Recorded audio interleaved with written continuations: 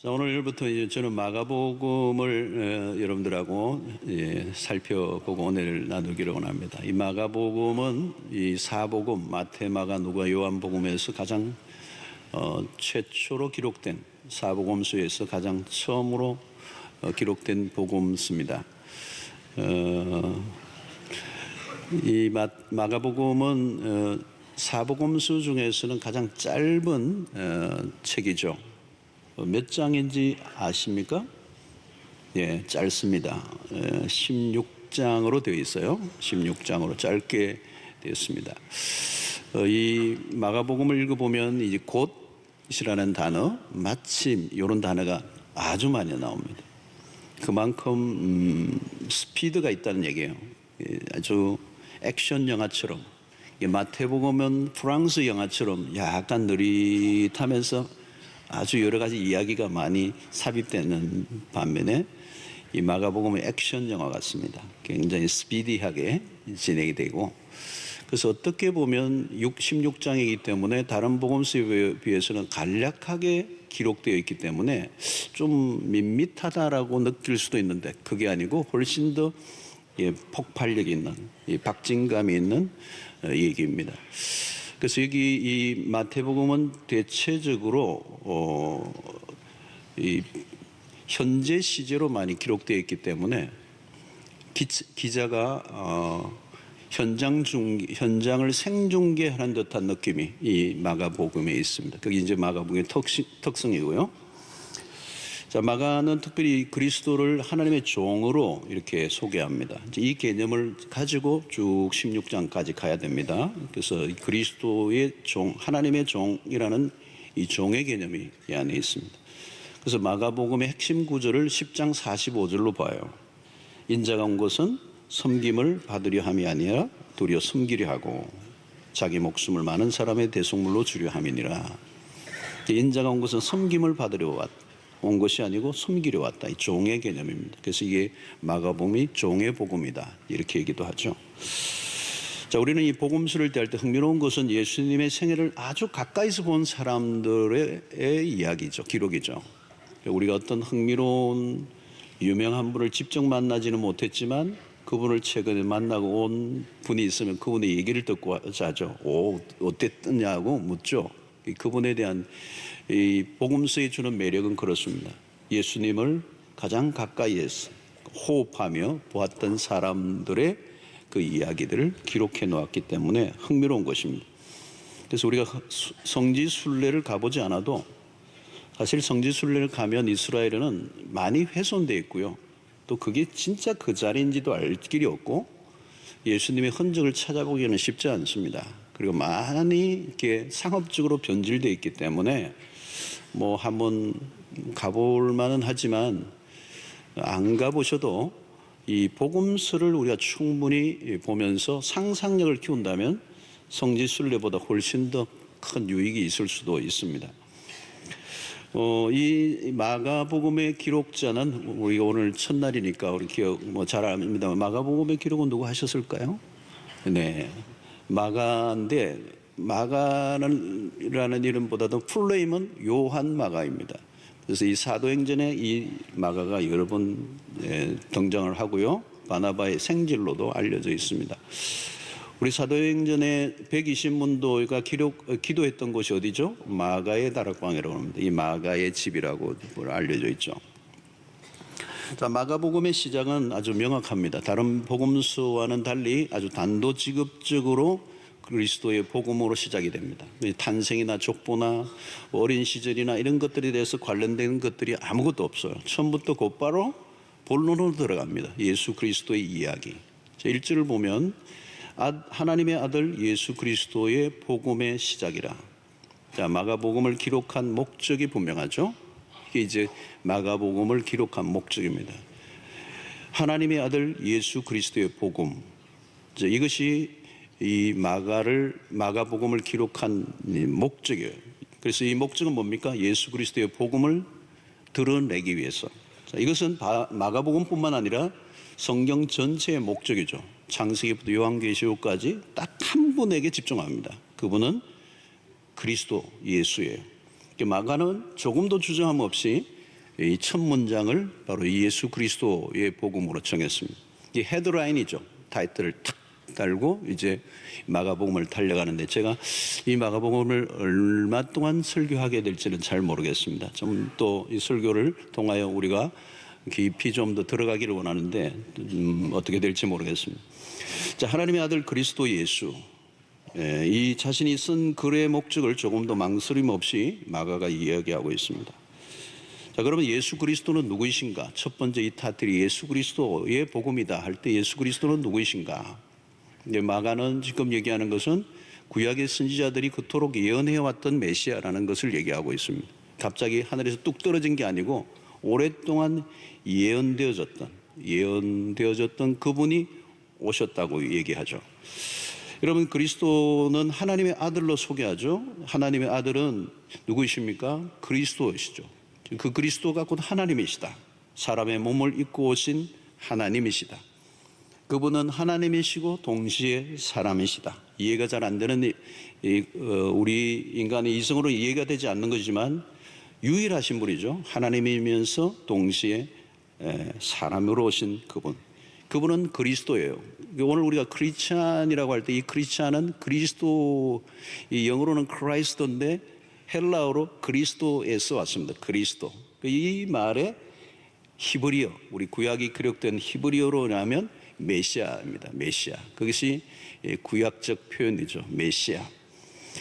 자, 당시에 예수님을 메시아로 사람들은 메시아를 기다렸어요. 그런데 메시아가 오실 때에 그 예수님마저도 이스라엘을 정치적 어떤 메시아로 기대하는 사람들도 있어요. 잘못된 메시아가 아니죠. 이 로마의 지배하로부터 구출해내줄 메시아인가, 이런 오해를 했던 사람들도 많이 있었습니다. 자, 그리스도는 메시아다, 메시아. 이것은 예언자들에 의해서 오래전에 이미 예언되신 그분, 불쑥 나타나신 분이 아니라는 거죠. 이단들이나 이 사이비 교주들 보면 난데없이 자기가 예수라고 그러고 보혜사라고 그래요. 한국에도 예수가 한 열 몇 명 있고요. 하나님이 몇 명인지 모르겠어요. 그리고 뭐 성령도 많아요. 굉장히 많고 그랬습니다. 어느 정신과에는 그랬다고 그러잖아요. 한 사람이 막 정신병원에서 돌아다녔는데 나는 예수다 그러니까 그 옆에서 한 명이 있다가 내가 언제 너 보냈냐 그러시더라고요. 그분은 또 하나님이시죠, 그죠? 마가는 그리스도를 소개하는 사람을 한 사람을 소개해요. 옛날에는 왕이 출연하기 이전에 왕이 막바로 등장하는 게 아니에요. 왕을 출연을 알리는 헤럴드가 있습니다. 먼저 왕이 오신다. 그리고 그 길을 평탄하게 하는 자가 있었다는 거죠. 이제 그것을 염두에 두고 예수 그리스도의 출연도, 왕 중에 왕이신 그리스도가 오실 때에 그 준비하는 자가 있었습니다. 오늘 2절을 보면 선지자 이사야의 글에 보라, 내가 내 사자를 내 앞에 보내노니 그가 내 길을 준비하리라. 자, 이것은 이사야 선지자의 예언인데, 이사야 선지자는 예수 그리스도가 오시기 700년 전의 선지자입니다. 700년 전의 선지자가 예수 그리스도의 오심을 예언하면서 그리스도보다 앞서 그리스도의 길을 예비할 자가 있을 것이다. 그 이름이 오늘 지금 마가복음에서 얘기하는데 누구입니까? 세례 요한을 얘기하는 거예요. 자, 세례 요한은 내가 내 사자를 내 앞에 보내니 그리스도 앞에 그 길을 예비한 세례 요한입니다. 자, 이 요한의 역할은 분명하죠. 그리스도가 오시는 길을 예비하는 사람입니다. 자, 그리스도가 오시기 전에 이 당시의 이스라엘의 역사는 가장 어두웠던 시대예요. 역사의 가장 어두운 시대. 여러분, 왜 역사에 어두웠던 시대인가 하면 예언자가 다 끊겨버린 겁니다. 예언자는 뭡니까? 하늘의 음성을 듣고 백성들에게 대언하는, 하늘과 땅을 이어주는 선지자가 있어야 되는데, 하늘과 땅에 이 하늘의 메시지를 땅에 전가할 사람이 없으면 하늘과 땅이 끊겨버린 거예요. 그러니까 구약의 말라기 선지자 이후에 모든 이 음성이다, 하나님의 음성의 예언이 사라져버렸어요. 여러분, 이것은 이스라엘의 가장 암흑기라고 말합니다. 영적인 큰 침묵기, 하나님의 침묵기는 이스라엘 역사의 암흑기예요. 여러분, 하늘의 음성이 들리면 그 시대에 소망이 있습니다. 근데 하나님의 음성이 들리지 않으면 그 시대는 이미 하나님의 부재, 하나님이 계시지 않는 것과 똑같아요. 그러니까 등대의 불마저 꺼져버리면 어디로 가야 될지 모르는, 결국은 난파를 당할 수밖에 없는 상황이죠. 사실 하나님은 예언자를 끊임없이 역사 속에 보냈는데 그 예언자를 다 죽여버렸어요. 그러니까 바른 말 하면 다 죽여버리는 거죠. 그러니까 하나님이 더 이상 말씀을 주실 수 없는 단계까지 이르는 거죠. 그게 말라기 선지자고, 말라기 선지자에서 이제 마지막 선지자가 세례 요한입니다. 이 기간 동안에 몇 년이요? 400년의 역사. 400년의 역사가 이스라엘의 침묵기였습니다. 이 침묵을 깨고 이제 그리스도가 오시는데, 이 거대한 전환점에 그 그리스도를 이제 예비하는 자로 이 세례 요한이 부름을 받았어요. 아마 이 세례 요한은 예수 그리스도를 가장 잘 소개할 수 있는 사람이다라고 생각해서 하나님이 세례 요한을 불러주신 거겠죠. 자, 오늘 3절에 보면 광야에 외치는 자의 소리가 있어 이르되 너희는 주의 길을 준비하라, 그의 오실 길을 곧게 하라, 이렇게 한 것입니다.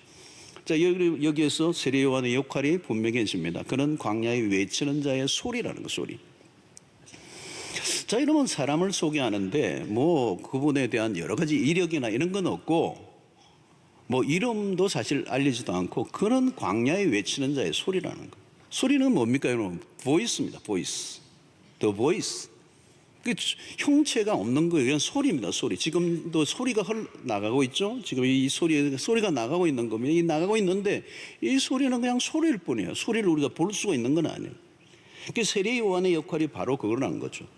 세례 요한은 자기 자신을 드러내거나 증명하려고 부름을 받은 존재가 아니고, 오직 존재의 목적은 그리스도를 오시는 걸 알리는 것이 그의 역할이다. 그는 광야에 외치는 자의 소리다. 자, 이런 우리 그리스도인이 우리가 예수를 믿고 난 뒤부터 우리에게 찾아오는 게 바로 그것입니다. 우리의 존재가 중요한 게 아니라 우리의 존재를 증명하기 위해서 예수를 믿는 게 아니고, 그리스도인들의 존재의 목적은 오직 그리스도를 드러내기 위해서 존재한다. 우리가 무엇을 하든지 우리의 자신을 증명하려고 하면 실패를 합니다. 우리의 존재는 그리스도를 드러낼 때 가장 최상의 상태가 됩니다.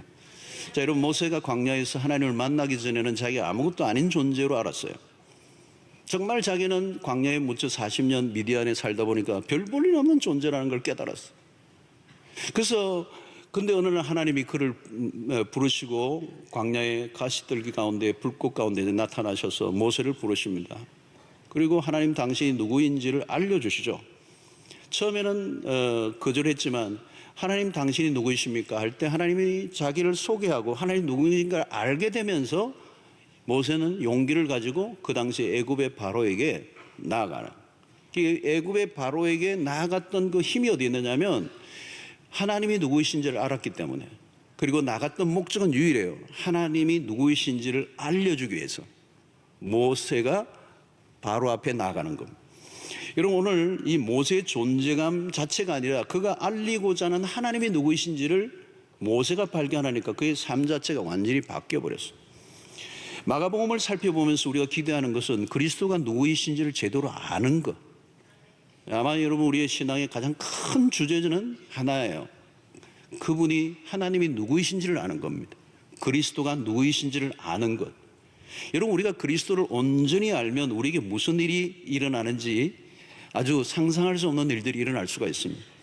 아마도 저절로 내가 그리스도를 알면, 제대로 알면 내가 어떻게 살아야 할지, 또 내 존재, 내 위치, 내 역할, 내 삶의 방향, 이게 저절로 찾아오게 됩니다. 마가복음을 살펴보는 가운데 우리의 시선이 그리스도에게 초점을 맞춰야 될 이유입니다. 오늘날 우리의 인생의 가장 본질적인 질문은 뭡니까? 내가 어떻게 살아야 하는가라고 하는 철학적 질문을 아무리 해도 답이 나오지 않아요. 모든 답은 그리스도 안에서 나오는 것입니다. 그래서 복음서를 통하여 그리스도에 대한 관심을 가지는 일은 매우 중요합니다. 그래서 우리의 시선이 그리스도가 누구이신지를 정확하게 알고 그 그리스도를 발견하면 모든 것이 방향을 찾게 되고 질서를 잡게 되고 우리의 삶의 모든 것들이 회복되는 역사가 일어나게 되는 것입니다.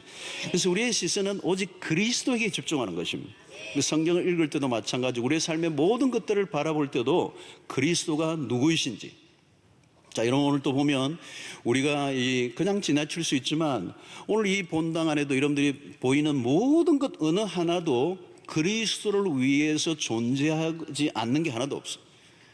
여러분들이 이게 의자를 여러분들이 안고 있지만 앉아있는 의자가 이 나를 위해서 앉아있는 것 같이 보이죠? 그러지 않아요. 여러분들이 앉아있는 그 행위 자체가 그리스도에게로 향하고 있는 거예요. 그러니까 그리스도에게로 향하는 예배자로 있기 위하여 그 자리에 앉아있는 것이고, 그 의자도 그리스도에게 집중되어 있는 거예요, 사실.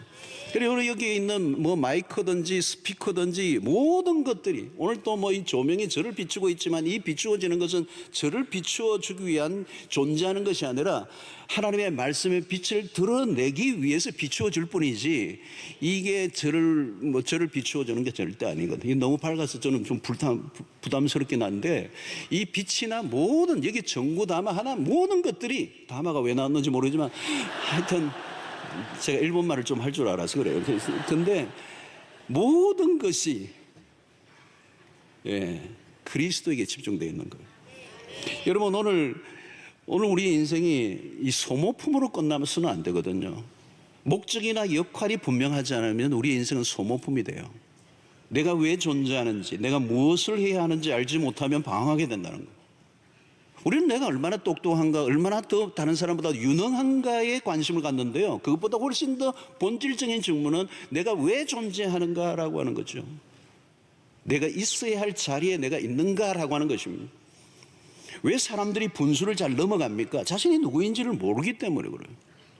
자신이 누군지 모르면 실수를 하게 되는 거고요, 자신이 누군지 모르고 일평생 살면 그거는 실수가 아니고 실패가 되는 거고, 내가 누군지 모르면 내가 어디에 서 있어야 하는지를 모르는 거죠.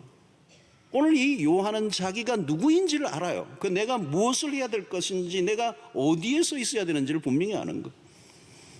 여러분, 오늘 우리는 일평생 사람들이 누구인가의 인정을 받으려고 막 일평생 노력하고요, 다른 사람의 시선을 늘 의식하며 살아가고, 자기가 살고 싶은 삶을 살아가는 게 아니라 늘 주변의 삶에 그 어떤 눈과 평가와 의식을 하며 살아가는 거예요. 어떤 사람은 부모의 설득과 강요에 의해서 자기의 인생이 그냥 늘 그렇게 가는 거예요. 제가 어떤 사람을 상담하는데요, 자기는 지금 남이 보기에는 굉장히 그렇다는 직업을 갖고 부러워할 만한 자리에 앉아 있는데요, 너무너무 힘들어하는 거예요. 난 그만두고 싶다는 거예요. 알고 보니까 자기가 원하는 길을 온 게 아니에요. 부모가 원해서 그냥 밀어 넣어가지고 자기가 원치 않는 전공하고 자기가 원치 않는 직업을 갖고 자기가 원치 않는 자리에 앉아 있는데 돈은 벌고 결혼은 하고 살아가고 있지만 자기의 삶에 진정한 만족이 없는 거예요. 왜? 내가 살아가고 싶은 인생은 따로 있었다는 거예요. 여러분, 그러면 어때요? 자기의 인질의 본질적인 부분을 찾지 못하기 때문에 방황하고 있는 겁니다. 그 아버님이 돌아가시면 자기는 그 자리 그만둘 거라는 거죠. 세례 요한은 자신의 역할을 분명히 알고 있어요. 광야에 외치는 자의 소리, 그가 하늘로부터 부여받은 사명은 소리로 존재한다. 소리는 여러분 형체가 없어요. 얼굴도 없어요. 소리로 존재하는 사람이 무슨 명함을 갖고 다니겠습니까? 아무것도 없어요. 그러니까 여러분, 중요한 것은 누가 전하느냐도 중요한 것이 아니고 그가 전하는 소리가 중요한 거거든요. 이 세례 요한은 하늘이 전하고자 하는 그 소리의 역할을 하겠다는 거예요. 자, 이런 관점에서 강단의 설교자도 소리예요, 소리. 이 존재가 뭐 대단한가, 뭘 갖추고 있느냐, 그게 중요한 게 아니고 그 강단에서 설교자는 소리로 존재한다. 하늘의 소리를 받아서 하늘의 소리를 전해주기만 하면 된다. 강단의 설교자는 자신이 하고 싶은 말을 할 자격을 부여받지 않았어요. 전적으로 하나님의 음성을 전하는 소리로 서 있어야 된다. 설교자는 주어진 본문 안에서 하나님이 말씀하시고자 하는 말씀만을 전하는 소리여야 한다는 거예요. 목사는 자기 자신을 드러내려고 해서도 안 되고 자신이 하고 싶은 소리를 해서도 안 된다. 그리고 백성들이 듣고 싶어하는 것을 전하는 것이 아니라 설교자는 전적으로 하나님이 백성들에게 전하고 싶어하는 것을 전하는 신성한 사명을 받은 사람입니다. 설교자는 말씀의 종이라고 그러잖아요. 종은 자기의 주장이나 자신이 하고 싶은 말을 가지고 있으면 안 돼요. 자기가 하고 싶은 말을 하기 위해 성경 구절을 끌어다 오는 것을 설교라고 말하지 않아요. 시대마다 선지자 중 거짓 선지자들의 증언이 많았어요. 거짓 선지자의 특징은 하나님의 말씀보다 대중의 인기에 영합한 사람들이었어요. 대중의 요구는 시대마다 늘 변하고 변합니다. 강단의 오염은 시대의 타락을 가져왔어요. 설교자는 영원히 변함없는 하나님의 말씀, 진리를 선포해야 하고 그 진리의 중심은 언제나 그리스도여야 한다는 거예요. 자, 세례 요한은 광야에 외치는 자의 소리였습니다. 그런데 광야라는 거예요. 광야에서 외치는 소리라는 거예요. 우리가 생각하는 광야보다는 도시에 사람이 많이 모인 곳에서 말씀을 선포해야 더 좋을 텐데 광야에서 외치는 소리는, 세례요한이 광야로 간 목적이 무엇일까요? 여러분, 하나님의 음성을 듣기 위해서, 전파하기 위해서 먼저 해야 될 것은 말씀을 들어야 합니다. 세례요한의 영성은 광야의 영성입니다. 세례요한은 당시 예루살렘의 정치적인 종교 지도자들과는 거리가 있었습니다. 일종의 야인입니다. 앞으로 조금 더 세례요한에 대해서 살펴볼 때가 있겠습니다. 그러나 이 세례요한은 그 시대의 어떤 메인 그룹에 들지 않은 인물이에요. 당시 유대 종교는 이미 유효 기간이 끝나버린, 이 성전은 그냥 형식적으로만 남아있는, 예식만 오고 갔었지 그곳에 하나님이 임재가 없었던 것이죠. 그래서 광야에 가서 하나님의 음성을 들었다는 거예요. 여러분, 누가복음 3장 2절을 보면 이런 말씀이 있어요. 의미심장한 구절이에요. 보십시오. 안나스와 가야바가 대제사장으로 있을 때에, 이것은 그 시대에 유대 종교의 거대한 종교 체제가 있었다는 거예요. 안나스와 가야바가 대제사장으로 있을 때에. 그건 명목적이에요. 명목적. 중요한 것은 자리가 아니라, 타이틀이 아니라, 직함이 아니고 하나님의 말씀이 어디에 임하느냐는, 하나님의 말씀이 빈들에서, 예루살렘이 아니고 빈들에서, 대제사장이 아니라 사갈의 아들 요한에게 임하니라. 여러분, 이것입니다. 하나님의 말씀이 어디에 임했다고요? 빈들에서. 신기하지 않습니까? 예루살렘이 아니에요. 빈들이에요. 빈들이 어떤 곳입니까? 하늘이 열리는 곳, 인적이 드문 곳, 사람들의 소리가 들리지 않는 곳. 이런 도시는 요란한 곳입니다. 오늘날은 하늘의 소리를 듣기가 힘들어요. 그래서 우리는 혼돈의 시대를 살고 있습니다. 도시는 소음이 가득해요. 인간의 소리에는 죄의 때가 묻어 있습니다. 인간의 소리로 도배된 곳에는 그 안에 거짓과 인간적 사욕이 숨어 있습니다. 겉으로는 멋있는 말을 하는데 안으로 들어가 보면 다른 속셈이 들어있어요. 무엇이 진리인지 거짓인지 분별하기가 어려워요. 도시는 각자의 주관과 소신과 이론들로 시끄러운 곳입니다. 많은 소리들이 있지만 그 안에 참 진리를 찾기가 어려워요. 진리를 가장한 거짓의 세계가 대부분입니다. 그것이 당시 유대 사회의 현실이었습니다. 아무리 수많은 사람이 모여 이것이 진리라고 이야기한다고 진리가 되지 않습니다. 진리는 인간의 합의가 아니라 하늘로부터 임해야 진리가 되는 것입니다. 진리는 하나님으로부터만 오는 것입니다. 지금도 마찬가지요. 진리를 듣고 싶으면 성경책을 들고, 요즘은 하늘의 음성이 따로 나는 게 아니라 이미 우리에게 주신 이 계시의 말씀, 이 성경이 우리에게 완벽하게 주어졌어. 이 말씀을 들고, 이 성경을 들고 조용한 곳으로 나아가 잠잠히 하나님의 음성을 기다려야 돼요. 빈들을 찾아야 돼요. 나를 스스로 세상과 격리시켜야 돼요. 하나님의 말씀에만 귀를 기울이는 광야를 선택해야 하나님의 음성을 듣고, 그 음성이 들려야 우리의 영혼이 살고, 우리의 가정이 살고, 우리의 세상이 사는 역사가 있게 될 줄로 믿습니다. 자, 오늘 우리에게 필요한 것은 하늘의 음성이에요, 여러분. 오늘 세상의 소리를 들을수록 목이 말라요. 사람들의 소리는 답도 없어요. 진리도 아닙니다. 하나님의 백성의 특징들은 하늘의 소리에 목이 마른 것이죠. 세례요한은 광야로 갔고 그 광야에 외치는 자의 소리를 듣고 사람들이 몰려오기 시작합니다. 자, 오늘 5절을 보십시다. 온 유대 지방과 예루살렘 사람이 다 나아가, 예루살렘으로 가야 될 사람들이 예루살렘이 아니고 예루살렘 사람들이 광야로 가는 거예요. 그리고 자기 죄를 자복하고 요동강에서 그에게 세례를 받더라. 광야로 사람들이 몰려들었습니다. 왜 몰려들었을까요? 하늘의 음성이 그곳에 들렸기 때문입니다. 하나님의 음성이 들린 곳에 대가를 지불하고 그곳에 간 것이죠. 이스라엘 백성들이 400년 동안 굶주려 왔던 것은 뭘까요? 먹는 것보다도 그들의 하나님의 음성이 들리지 않았기 때문에, 그들은 목말랐고 광야에서 하나님의 음성이 들리자 사람들이 몰려가기 시작한 것입니다. 사랑하는 성도 여러분, 말씀을 누가 기다립니까? 영적으로 굶주린 사람들.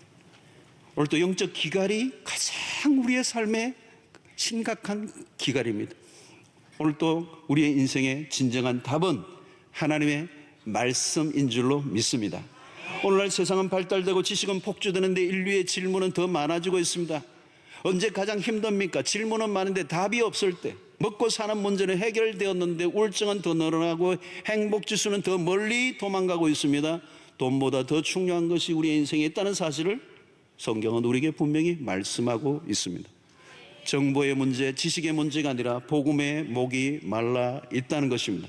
경제적인 문제가 아니라 영혼의 문제요. 사람들은 절망하는 이유는 다른 문제가 아니라 진리의 문제요, 구원의 문제요, 영원의 문제인 것입니다. 그런 백성들은 하나님의 음성을 듣기 위해 성전이 아니라 광야로 갔습니다. 이 요한이 사역을 시작하자마자 사람들이 몰려온 것이죠. 하늘의 음성을 듣기 위하여. 그 하늘의 음성에 목이 말라 있었던 것이죠. 오늘 세례요한이 외친 광야의 소리는 지금까지 들어왔던 소리와 너무나 달랐어. 일급수 물과도 같은, 깊은 산속에서 흘러나오는 물과 같은, 그 시대에 혼탁한 물을 들이키며 살았던, 피곤하고 힘들었던 백성들이, 탕류에 지쳐있던 백성들이, 영적 혼돈과 거대한 무지 속에 살아왔던 백성들이 이제 하늘의 원음을 듣고 그들이 몰려오기 시작한 것입니다. 사랑하는 성도 여러분, 오늘 이 시대도 우리에게 필요한 것은 하늘의 음성, 혼탁하지 않는 하나님의 진리의 말씀이 우리의 귀에 들려지게 될 때, 그것이 우리의 삶의 소망이 될 줄로 믿습니다. 오늘 1절을 우리 다시 한번 보겠습니다. 하나님의 아들 예수 그리스도의 복음의 시작이라. 이 부분이 너무너무 중요해요. 여러분, 우리가 마가복음이라고 얘기할 때 우리가 이렇게 착각하지 말아야 될 것은 마가의 복음이 아니에요. 사실은 좀 더 정확히 얘기하면 마가에 의해서 전해진 예수의 복음이에요.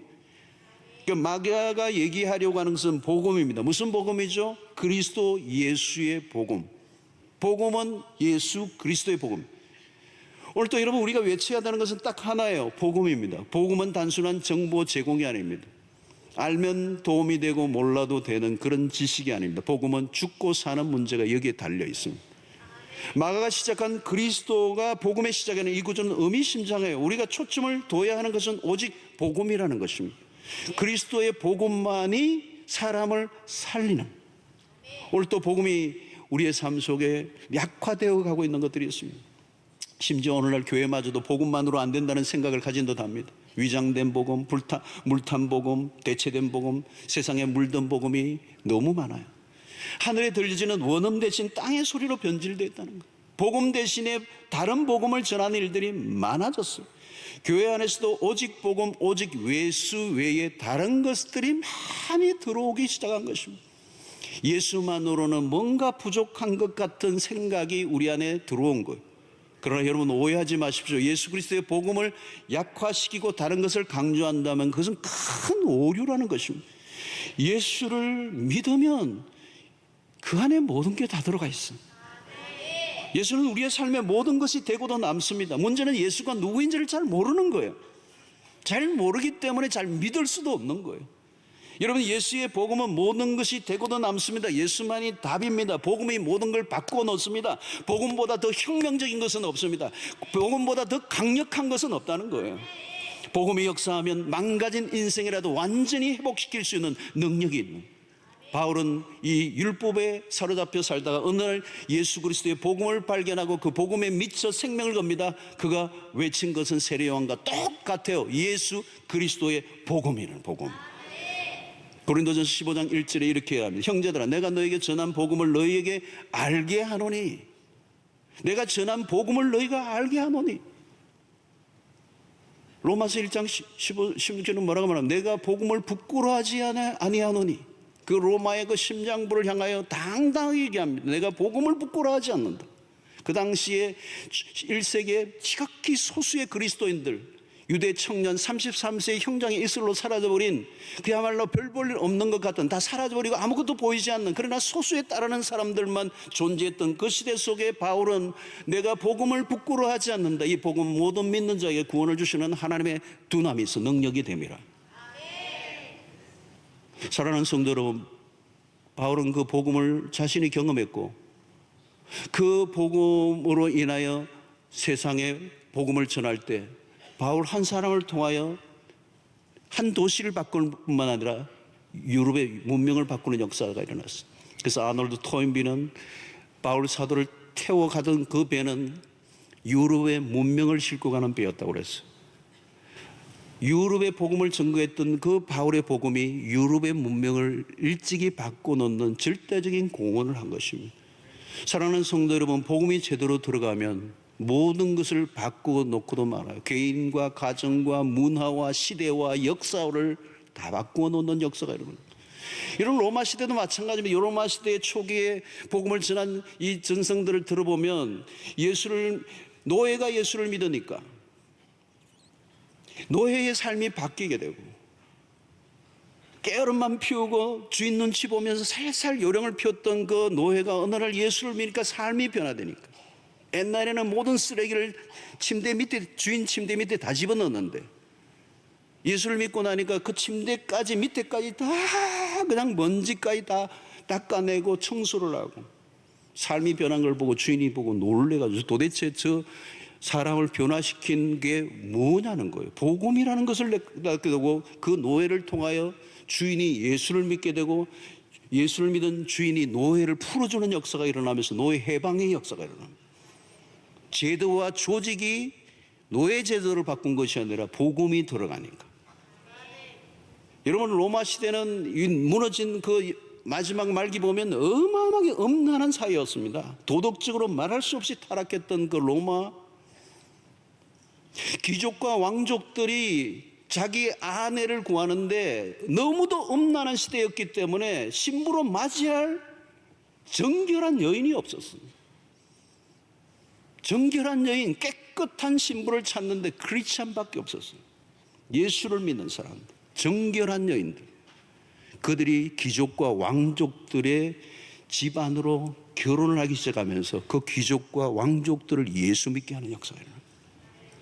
그러니까 여러분, 이 노예 계층의 하층부뿐만 아니라 복음이 들어가니까 노예 한 사람이 바뀌는, 주인을 바꾸고 주인이 바뀌니까 노예 제도의 시스템을 바꿔버리고, 복음이 상층부로 들어가니까 그리스도인들이 귀족들과 결혼하면서 이 상층부의 문화를 바꾸고, 복음이 들어가니까 이 리더십들에게 영향을 주는 역사가 일어납니다. 사랑하는 성도 여러분, 복음만이 소망이에요. 복음만이 답이요. 사람 바꾼다고 역사가 바뀌지 않아요, 여러분. 시스템을 바꾼다고 역사가 바뀌지 않아요. 우리의 기대는 복음밖에 없어요. 복음의 능력이 우리 안에 먼저 시작이 돼야 될 것입니다. 복음의 능력이 우리 교회 안에 시작이 돼야 돼요. 우리 안에 변화가 일어나야 돼요. 그러면 하나님의 놀라운 일들이 일어나는데, 문제는 사람들이 복음을 잘 모르는 거예요. 복음을 모르니 복음의 능력을 경험하지 못해요. 그러니까 교회 안에 신자가 늘어나는 게 아니라 종교인들이 늘어나는 거예요. 무슨 일이 일어납니까? 그리스도의 복음을 경험하지 않은 사람은 그리스도 중심적으로 살고 싶어도 살 수가 없어요. 그러면 교회는 그리스도 중심적으로 돌아가지 않으면 어떻게 해요? 인간 중심으로 돌아갈 수밖에 없어요. 그러면요, 그 교회는 어떻게 될지 몰라요. 그건 교회가 아닐 수도 있어요.